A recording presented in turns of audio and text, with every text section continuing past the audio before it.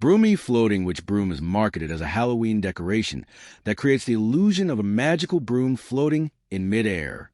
The promotional videos make the effect look incredibly realistic, but the real question is, should you buy before watching this?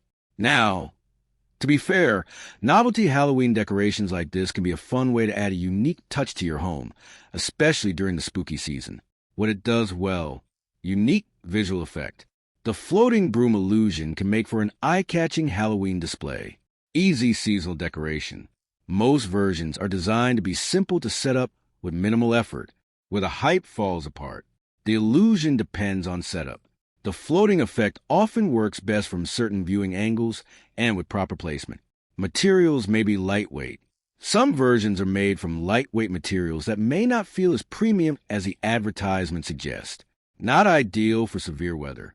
If displayed outdoors, strong wind and rain may affect its appearance or durability. So, should you buy the Broomy Floating Witch Broom? Short answer: yes, if you're looking for a fun Halloween decoration.